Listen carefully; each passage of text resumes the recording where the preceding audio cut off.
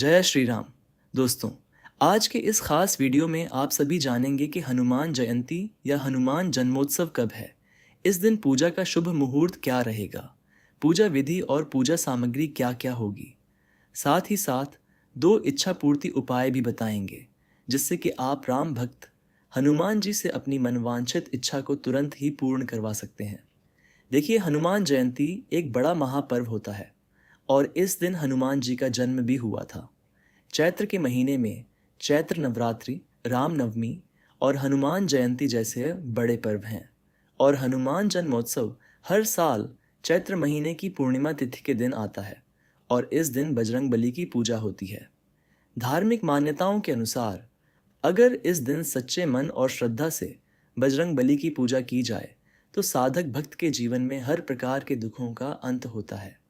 भूत पिशाच निकट नहीं आवे, महावीर जब नाम सुनावे। यह बात तो आप सभी ने सुनी ही होगी। इसलिए जब भी कभी संकट आए या भूत पिशाच की बातें आएं या फिर आपके ऊपर कोई बाधा आए तो सिर्फ हनुमान जी को ही याद किया जाता है। तो देखिए, इस साल हनुमान जयंती या हनुमान जन्मोत्सव 2 अप्रैल को मनाया जाएगा। पूर्णिमा की तिथि 1 अप्रैल 2026 को 7 बजे से शुरू होगी और 2 अप्रैल 2026 को सुबह 7:41 तक रहेगी। हमारे हिंदू धर्म में किसी भी व्रत या त्योहार को मनाने के लिए उदय तिथि का बड़ा महत्व होता है। इसलिए उदय तिथि के अनुसार हनुमान जन्मोत्सव 2 अप्रैल को ही मनाया जाएगा। चलिए, अब हम आप सभी को पूजा सामग्री नोट करा देते हैं। पूजा सामग्री के लिए सबसे पहले आपको एक लकड़ी की चौकी लगेगी। चौकी पर बिछाने के लिए लाल रंग का कपड़ा, जो कि साफ और सही होना चाहिए। नया हो तो और भी बेहतर है।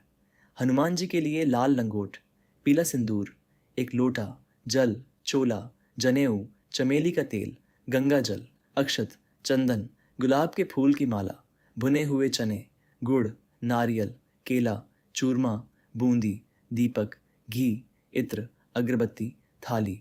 और इसके बाद पूजा घर में या किसी माने हुए मंदिर में जाकर हनुमान जी की बड़े विधि विधान से सबसे पहले जल अर्पित करें। हनुमान जी की पूजा करते समय साफ और शांत स्थान पर ही बैठिएगा। आप चाहें तो ऊन का आसन या लाल रंग का आसन भी बिछा सकते हैं, जिससे कि आपका कार्य बिना किसी विघ्न के पूरा हो जाए। हनुमान जी की पूजा फिर प्रारंभ करें।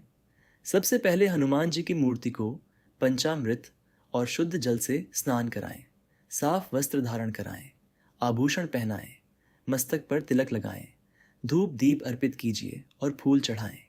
फिर घी का दीपक या फिर आप चाहें तो चमेली के तेल का दीपक भी जला सकते हैं। भोग लगाएं और हनुमान जी की श्रद्धा से आरती करें। पूजा पाठ संपन्न करने से पहले हनुमान चालीसा का पाठ जरूर ही करें। चलिए, अब जान लेते हैं इस दिन किए जाने वाले 2 इच्छा पूर्ति महाउपाय। तो देखिए, हनुमान जी एक ऐसे देवता हैं जो हर संकट से मुक्ति दिलाते हैं।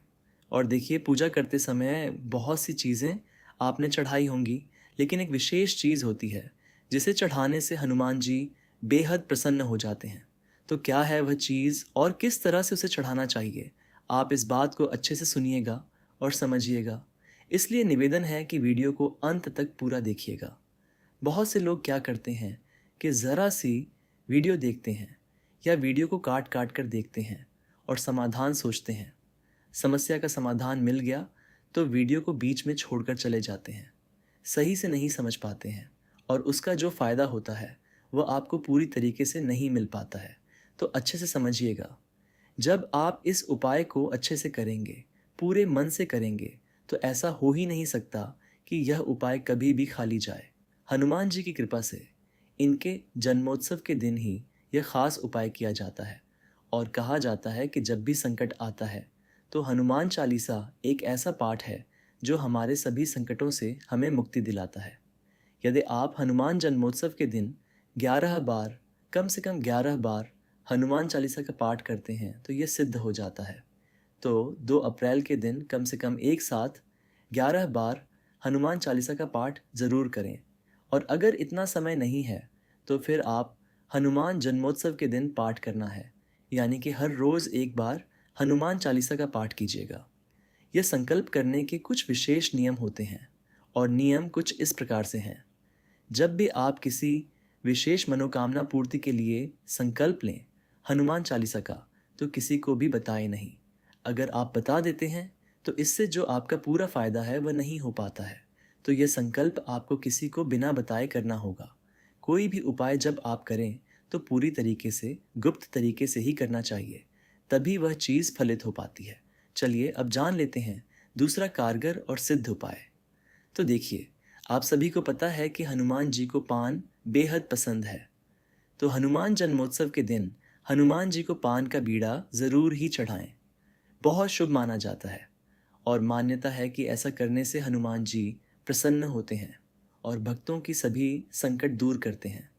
पान का बीड़ा आप चाहें तो हर मंगलवार और शनिवार को भी हनुमान जी को समर्पित कर सकते हैं, लेकिन हनुमान जन्मोत्सव के दिन तो ज़रूर ही समर्पित कीजिएगा।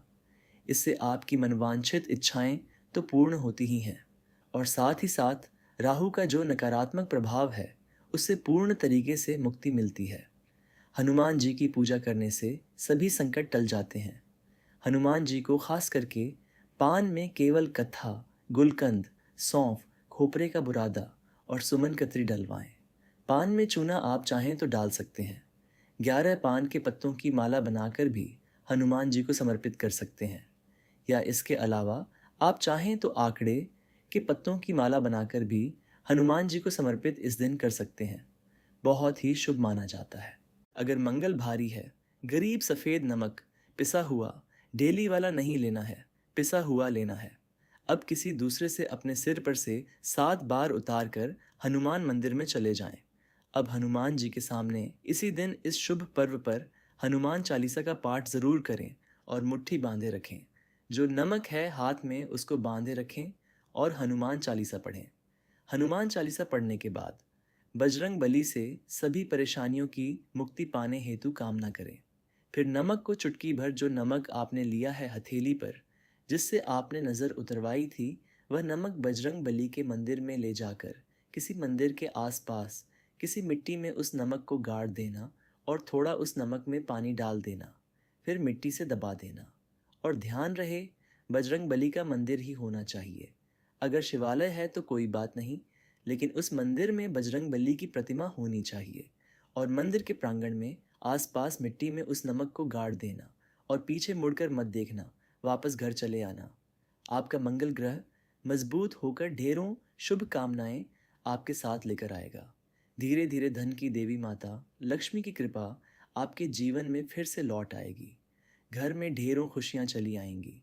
गरीबी दूर हो जाएगी, क्योंकि जो नज़र आपने उतरवाई थी और मिट्टी में इसे गाड़ दिया था, मंदिर में गाड़ दिया था, तब स्वयं बजरंग बली वीर हनुमान, राम भक्त हनुमान स्वयं अपने चरणों से उस नमक को दबा देंगे।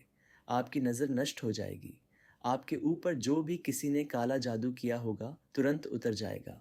नमक एक ऐसी चीज़ है जो बड़ी से बड़ी परेशानी दूर करती है। हमारे बुजुर्गों ने नमक के बारे में कई बातें बताई थीं। नमक गहरी चाल चलता है जो दुश्मनों को दूर भगा देता है। नमक बड़ी से बड़ी परेशानी को दूर करता है। चाइनीज़ लोग भी नमक से अपनी नज़र उतरवाते हैं। नमक बहुत ही ताकतवर है। अगर आप इस्तेमाल अच्छे से करते हैं तो बड़ी से बड़ी परेशानी को हरा सकते हैं। यह उपाय हम भी करते हैं, हमें बहुत लाभ मिला है। हमारे गुरु ने इस उपाय के बारे में बताया था। सच्चे हृदय से कमेंट बॉक्स में लिखना न भूलें। जय हनुमान, जय श्री राम, जय बजरंग बली। वीडियो लाइक करना न भूलें।